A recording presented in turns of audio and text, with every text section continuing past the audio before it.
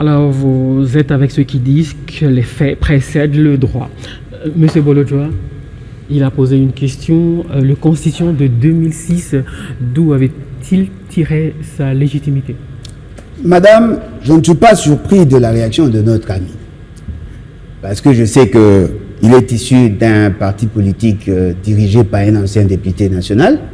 N'oubliez pas que M. Mouzitou fut député sur la liste du Palou à cette époque. Ils étaient avec nous dans l'opposition.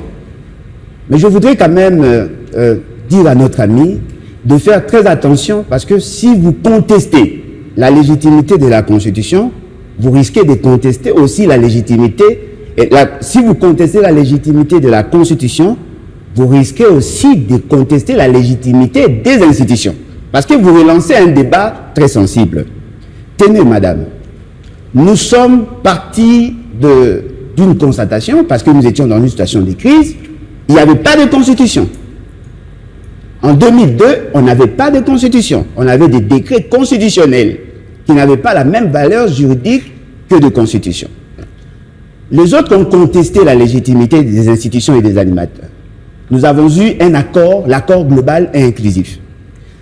À l'issue des assises de Sun City, on a donné l'ébauche, pas de cette constitution, mais plutôt de la constitution de la transition.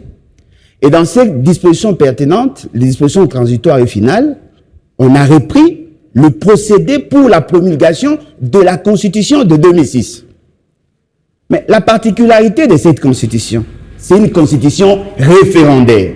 C'est-à-dire, nous avons des institutions qui bénéficiaient d'une légitimité charismatique et par la suite, la population a légitimé leur procédé en votant pour la constitution actuelle. N'oublions pas que c'est une constitution référendaire. Et dans cette constitution, on a conféré un certain nombre de pouvoirs aux institutions. Alors, posez-vous la question, madame. Si les députés qui ont donné naissance à cette constitution n'étaient pas légitimes, ceux qui sont là, qui seraient élus sur pied des dispositions de loi qui ont été tirées de la Constitution, d'où tirent-ils leur légitimité? Parce que la Constitution est passée par référendum. Là, vous voulez rétorquer la question. Non, mais effectivement, madame. On ne sortira jamais. Non, le problème, c'est que je dis, c'est lui qui conteste la légitimité du constituant de 2006, naturellement, conteste la légitimité de la Constitution. Et lorsque vous contestez la légitimité de la Constitution, toute autre chose restant inchangée, Tshisekedi et consorts ne sont pas légitimes. Parce que ce que vous prétendez comme légitimité, c'est suite à la Constitution actuelle. Ce qui est important,